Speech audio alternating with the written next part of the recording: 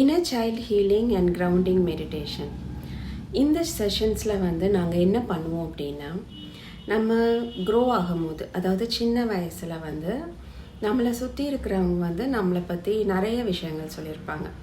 அது அப்பா அம்மாவாக இருக்கட்டும், நம்ம தம்பி தங்கச்சி அண்ணா அக்காவாக இருக்கட்டும், நம்ம நெய்பர்ஸோ, அத்தை மாமா பெரியம்மா பெரியப்பா, ரிலேட்டிவ்ஸு, டீச்சர்ஸு, ஃப்ரெண்ட்ஸு, ஸோ ஓவராலாக நம்ம சொசைட்டின்னு வச்சுக்கலாமே. ஸோ நம்மளை சுற்றி இருக்கிறவங்கள நம்மளை பார்த்து நிறைய விஷயங்கள் சொல்லியிருப்பாங்க. அதில் சில இது நம்மளை பற்றி நல்ல விஷயமா இருக்கும், அப்ரிஷியேட் பண்ணுற மாதிரி, கிராட்டிடியூட். ஆனால் அன்ஃபார்ச்சுனேட்லி இன்னும் நிறைய விஷயம் என்ன நடக்கும்னா, நம்மளை கிரிட்டிசைஸ் பண்ணியிருப்பாங்க, நீ தான் தப்பு அப்படின்னு சொல்லியிருப்பாங்க. ஸோ அதெல்லாம் நம்ம பாடியில் நிறைய பெயின்ஃபுல் எமோஷன்ஸாக ஸ்டோர் ஆயிரும். அது ஃபியராக இருக்கும், கில்ட் இருக்கும், ஷேம் இருக்கும். ஸோ இதெல்லாம் எப்படி வெளியே வரும் அப்படின்னா, ஏதாவது ஒரு ஸ்டெப்பு புதுசாக எடுத்து வைக்கும் போது, அச்சோ இது சரியாக வருமோ தெரியலையே அப்படின்லாம் நம்ம யோசிக்கும் போது அது பயமாக இருக்கும். அது நம்ம பாடியிலேருந்து, சப்கான்ஷியஸ்லேருந்து வெளியில் வர்றது. அதே மாதிரி எங்கேயாவது பேசியிருப்போம், ஒரு கல்யாண வீடுன்னே வச்சுக்கோங்களேன், நம்ம பேசிட்டு அதுக்கப்புறம் உட்கார்ந்த பிறகு, ஐயோ அவங்க என்ன நினச்சாங்கன்னு தெரியல, நம்மளை பற்றி தப்பாக நினச்சிருப்பாங்களோ, அந்த மாதிரி ரொம்ப அந்த லூப்பிங் போகும்போது சில நேரம் கில்ட்டாக இருக்கும்.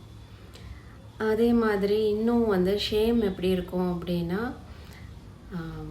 என்னை ரொம்ப கேவலமாக பேசிட்டாங்க, அதாவது நம்மளை பற்றியே நம்ம ரொம்ப மோசமாக நினைக்கிறதுன்னு வச்சுக்கோங்களேன். ஸோ என்ன தான் சுற்றி இருக்கிறவங்க என்ன பேசினாலும் பண்ணாலும் கடைசியில் சஃபர் ஆக போகிறது நம்ம மைண்ட் அண்ட் பாடிக்குள்ளே நம்ம தான். கரெக்டாக? ஸோ நம்ம இந்த மாதிரி இந்த பெயின்ஃபுல் எமோஷன்ஸு, எனர்ஜியெல்லாம் எவ்வளோ தூரம் கான்ஷியஸாக ரிலீஸ் பண்ணிக்கிட்டே வரோமோ அவேர்னஸோட, நமக்கு நிறைய பீஸ் அண்ட் காம் நமக்கு கிடைக்கும். ஸோ இந்த அவேர்னஸ் வர்றதுங்கிறது ஒரு கண்டினியூஸ் ஜேர்னி மாதிரி. ஸோ நாங்கள் இந்த கிரவுண்டிங் மெடிடேஷன் எவ்ரி மந்த் பண்ணுறோம். இந்த கிரவுண்டிங் மெடிடேஷனில் உங்கள் இன்னர் சைல்டுக்கு நிறைய லவ் கொடுப்போம். ஸோ எந்தெந்த எமோஷன்ஸு உங்களை பற்றி கிரிட்டிசைஸ் பண்ணது, அந்த செல்ஃப் டவுட்டு, அப்புறம் நான் பர்ஃபெக்டாக இல்லைன்னு நினைக்கிறது, அது எதுவாக இருந்தாலும் ஓகே, எது வெளியே வருதோ அதை நம்ம ரிலீஸ் பண்ண போகிறோம். நம்ம இதெல்லாம் எவ்வளோத்துக்கு எவ்வளோ ரிலீஸ் பண்ணுறோமோ அவ்வளோத்துக்கு எவ்வளோ நம்ம காம் அண்ட் பீஸ்ஃபுல்லாக இருக்கலாம்.